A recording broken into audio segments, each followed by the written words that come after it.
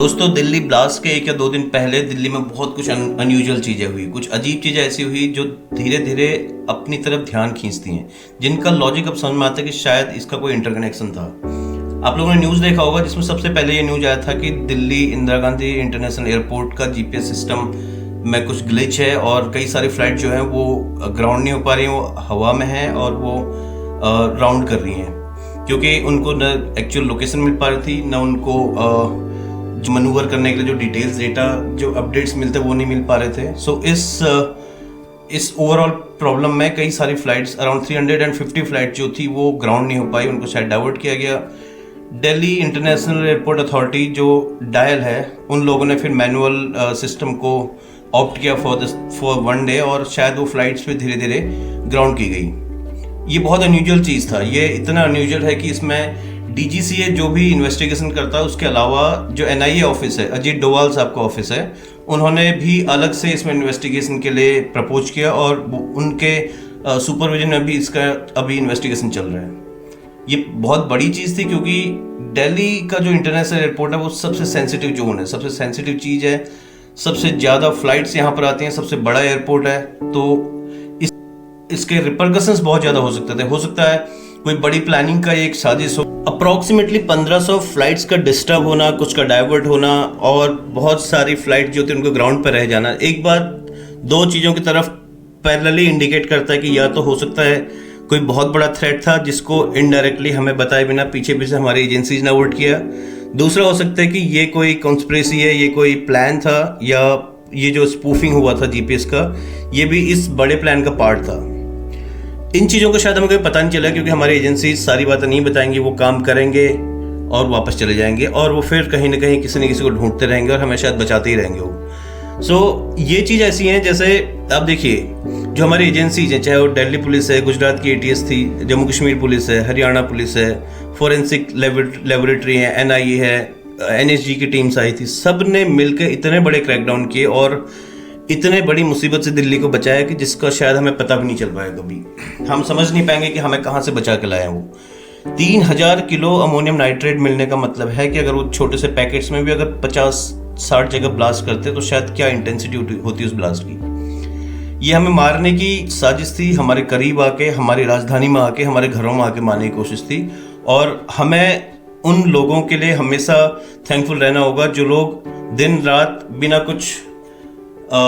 कुछ उम्मीद किए हमसे, वो बस हमें बचाने के लिए लगे पड़े हैं। दुनिया भर में वो घूम रहे हैं, वो लोगों को निकाल रहे हैं, ठोक बजा रहे हैं, उनके मुंह से इन्फॉर्मेशन निकाल रहे हैं, अगेन फिर कोई और लीड मिलती है तो दूसरी जगह जा रहे हैं। सो ये इनकी सक्सेस है। हमें उस नज़रिए से नहीं देखना होगा इसको कि शायद इंटेलिजेंस का फेलियर था। ये 100% इंटेलिजेंस का फेलियर नहीं है, ये सक्सेस है। हमें बचाया गया हमारे दरवाजे पर आए हुए खतरे से। हमारे घर के पास खड़ी, हमें नहीं पता कौन सी कार शायद फट जाती। इस लेवल पर अगर होने लगा अटैक तो आप समझ सकते हैं कि कितनी बड़ी साजिश है। इस केस का इन्वेस्टिगेशन का जो जिम्मेदारी है वो दिल्ली पुलिस से लेके अब एनआईए को दे दिया गया है। एनआईए इस पर इन्वेस्टिगेशन कर रही है और एनआईए की इन्वेस्टिगेशन जो है वो कई स्टेप्स पर हो रही है कि सबसे पहले आइडेंटिफाई करना कि एक्सप्लोसिव क्या क्या था, कौन कौन सा इंटेंसिटी का एक्सप्लोसिव था, क्या कोई मिक्सचर था दो एक्सप्लोसिव का, या कोई सिंगल यूज किया गया, नंबर 1। नंबर 2, इसका रीच कितना था, इस नेटवर्क का रीच कितना था कि ये लोग कहाँ कहाँ तक फैले हुए हैं। नंबर 3, इनके मोटिव्स क्या क्या हैं। हम सिर्फ समझते हैं कि फिदाइन हमले या फिर कार ब्लास्ट या कुछ ऐसा करके शायद इतना ही मोटिव होगा, नहीं, ये लोग बहुत गहरे तक फैले हुए हैं। आप गुजरात वाला केस देख सकते हैं, वो जहर फैलाने वाली जो साजिश थी, तो वो उस साइड में शायद हमने कभी सोचा भी नहीं था। एक ये है, उसके बाद इनका फंडिंग कहाँ से हो रही है। ये फंडिंग ही सबसे मेन कंस्पिरेसी है इसमें। ये जो परपेचर्स हैं इनके, ये लोग क्रॉस बॉर्डर हैं, जैसे मोहम्मद बॉर्डर के उस पार से यहाँ पर फंक्शन कर रहा है।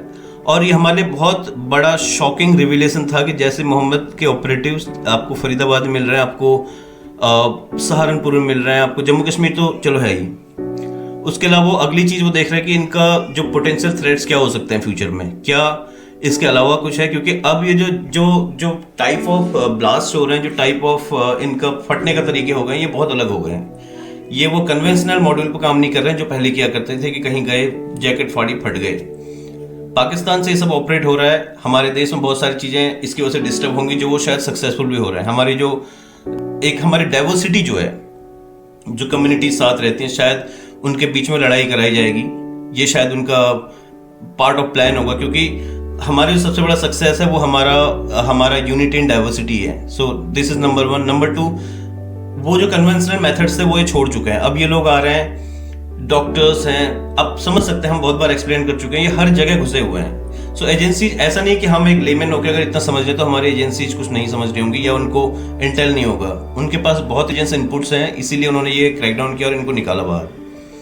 क्योंकि जम्मू कश्मीर एक ऐसी जगह है जहां पर शायद अब इनके लिए कुछ बचा नहीं करने को, क्योंकि फोर्सेज हमारी वहां पर हर दिन ठोक रही हैं, रोज मार रही हैं, रोज लाश निकाल रही हैं, और बहुत सारा इन्होंने जो इनका नेटवर्क वहां था वो खत्म कर, चाहे वो जैश हो, लश्कर हो, हिजबुल, कोई सा भी हो। सो अब शायद उनको समझ में आ गया कि कैपिटल को टारगेट किया जाए, राजधानी को टारगेट किया जाए, और ऐसे टारगेट किया जाए कि जो 21st सेंचुरी का लगे। इसमें शायद कई चीज़ ये आ रही है कि शायद ड्रोन्स भी शायद ये लोग यूज करने वाले थे, क्योंकि ड्रोन वाली थ्योरी भी एक चल रही है जिसमें ड्रोन बनाने की ट्रेनिंग एंड ऑल में वो जो पुलवामा का लड़का था वो शामिल था।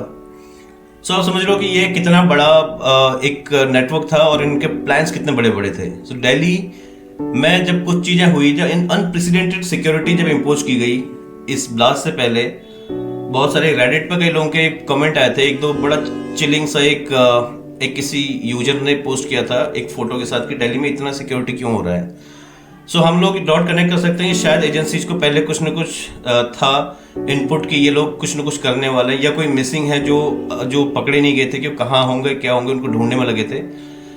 तो दिल्ली में ये सिक्योरिटी बढ़ाएगी, कई सारी चीजें हैं, कई हमें नहीं पता कि क्या जीपीएस का फेल होना या जीपीएस का पॉज होना कोई एक अटैक था, एक प्लानिंग थी, या हमारा कोई कंट्रोल मेजर था, किस चीज को हम अवॉइड करना चाह रहे थे।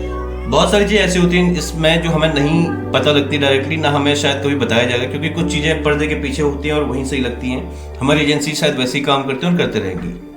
सो आए दिन ना हमें बहुत सारे न्यूज मिल रहे हैं कि ये जो मैडम सर्जन थी इनकी, ये जो लखनऊ की डॉक्टर साहिबा, पता नहीं कौन सी डॉक्टर है, ये डॉक्टर साहिबा फिराक में थी दुबई भागने के। डॉक्टर साहिबा और उनके चेले ने मिलकर एक कार खरीदी ब्रेजा, जो न्यूज में बहुत सारा फ्लैश हो रहा है आजकल, वो पूरा कैश पर खरीदा। आप समझ सकते हैं इन्होंने कितने गाड़ियां खरीदी हैं, इनका प्लान कितने तगड़े थे। इनके प्लान में ये भी शामिल था, जहां तक हमें लगता है कि जैसे न्यूज भी आ रही है कि 38 गाड़ियां 32 गाड़ियों में ब्लास्ट करने का प्लान था। तो ये गाड़ियां इकट्ठी कर रहे थे, सोर्सेज इकट्ठे कर रहे थे, ये लोग लूप्स ढूंढ रहे थे, इन्होंने रेकी की, इन्होंने बहुत इंपॉर्टेंट जगहों की स्काउटिंग की। उसके बाद ये लोग प्रॉपर एग्जीक्यूशन के प्लान में थे। इनका प्लान दिसंबर के आसपास, जो 6 दिसंबर वाली बात चल रही थी कि 6 दिसंबर को मल्टीपल जगहों पर एक्सप्लोजन का प्लान था। अब ये प्लान था ये वाले विंग का जो दिल्ली गुड़गांव में काम कर रही थी, दिल्ली गुड़गांव फरीदाबाद हरियाणा, जहां जहां इस बेल्ट में, इस एनसीआर वाले रीजन में जो गैंग था, एक जो एक्टिव गैंग था गुजरात एटीएस ने पकड़ा, उनके प्लान तो बहुत ही अलग थे। वो भाई साहब वो तो जहर पिलाने की फिराक में थे, वो जहर निकाल रहे थे और वो सोच रहे हैं कि बस इसको फैला दें और वो समझ में नहीं आएगा कैसे मरे लोग, इतना मास डेथ कैसे हुई, क्यों हुआ। सिस्टम को लास्ट में ब्लेम किया जाएगा, गवर्नमेंट को ब्लेम किया जाएगा। It is not about government only, it is about the people of India, the citizen of India, उनका सेफ्टी। क्योंकि ये लोग बेलगाम है, इन लोगों का कोई सेट क्राइटेरिया नहीं है कि हम इतनी जगह पे ऐसे ही करेंगे, ये एथिकल है अनएथिकल है। They are there to kill people और वो अपने तरीके से काम कर रहे हैं। बट अब ये सोचो ना कि हम बहुत बार ये होता है, हर जो भी ऐसा केस होता है, ब्लास्ट होता है, हमारे बार बोलते हैं कि सिक्योरिटी एजेंसीज फेल थी, इंटेलिजेंस एजेंसीज ने लैप्सेज किए हैं। इस बार आप समझ सकते हैं कि अगर ये लैप्सेज हुए होते तो हमें कभी पता ही नहीं चलता कि दिल्ली में इतना अमोनियम नाइट्रेट इकट्ठा हुआ है, या गुजरात में एक बंदा जहर बनाने का काम कर रहा है, समझ रहे हैं, जो कास्टर ऑयल लेके घूम रहा था। ये जो थ्योरीज हैं, कंस्पिरेसीज हैं, ये कई अजीब तरीके का वॉरफेयर है। आप समझिए 5th जनरेशन वॉरफेयर है। इसमें एक गैंग काम करता है, दूसरा गैंग नैरेटिव स्प्रेड करता है ऑनलाइन सोशल मीडिया में। वो लोग ढूंढते हैं फॉल्ट लाइंस कितनी है। इंडिया की सबसे बड़ी फॉल्ट लाइन, इंडिया की सबसे बड़ी स्ट्रेंथ ही है। इंडिया की सबसे बड़ी स्ट्रेंथ इसकी डाइवर्सिटी है, और उस डाइवर्सिटी में जो यूनिटी है, that is the real strength of India. और शायद वही फॉल्ट लाइन है, शायद उसमें ये लोग काम कर रहे हैं। आप अगर गौर से देखेंगे हर कोने में, आप देखिए पूरे इवेंट्स को आप एक बार क्यूमुलेटिव तरीके से देखना, डॉट कनेक्ट करने की कोशिश करना। कहीं लैंग्वेज पर लोग लड़ रहे हैं, कहीं पर एरिया पर लोग लड़ रहे हैं, कहीं यूपी बिहार हो रहा है, कहीं महाराष्ट्र तेलंगाना, सब जगह कुछ न कुछ चल रहा है। नॉर्थ ईस्ट लैंग्वेज वाला डिस्क्रिमिनेशन। आपको लगता है कि आम लोग ये कर रहे हैं, हमें लगता है कई बार कि नहीं, ये तो सिंपल केस। अगर आप उनकी नजर से देखो ना, you will find people involve in the gathering who are trying to fuel people की थोड़ा बहुत ही और आगे बढ़ाया जाए, आग लगाई जाए। यही इस केस में भी होगा। उनका एक विंग ने कर दिया जो करना था और वो कर भी नहीं पाए, पकड़े गए खैर, बट दूसरा विंग अब ये इन्फ्यूज करेगा मीडिया में कि शायद हम हिंदू मुसलमान वाला लड़ाई कराएं। So the best thing for everyone in India is to stay united. ये साले करते रहेंगे, ये और आएंगे, ऐसा नहीं कि खत्म कर देंगे, क्योंकि ये कन्वेंशनल मेथड से दूर हट चुके हैं। आप ये समझना कि ये जो टेररिज्म का गेम है ये जम्मू कश्मीर तक लिमिटेड नहीं है। जम्मू कश्मीर में तो साला जो हमारी राष्ट्रीय राइफल्स आरआर, अपनी एसएफ है, इन्फेंट्री रेजिमेंट, सारी इतनी आर्मी है, उन्होंने इनको ठोक बजा के इनका सफाई शुरू कर दी है और कर चुके हैं बहुत पहले से। आप देखोगे इस टाइम अब कश्मीर में वो हाल नहीं जो पहले थे।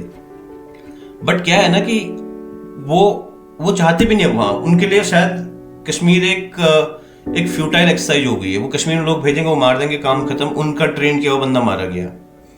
सो वो अब सोच रहे हैं कि ये ऐसा ना करके let's try a little hybrid warfare. It's a warfare obviously, अगर क्रॉस बॉर्डर से हो रहा है, it's an act of war. चाहे वो जैश करे या हिजबुल करे या लश्कर करे, कोई करे, है तो सब एक ही अम्ब्रेला के नीचे, that is ISI, Asim Munir साहब की जो फौज है, जो उनका साम्राज्य वहीं से तो आ रहा है। सो ये चीजें अब वैसे नहीं चल रही जैसे आए थे, जब ये पहले बोला था कि वो आए और फट गए।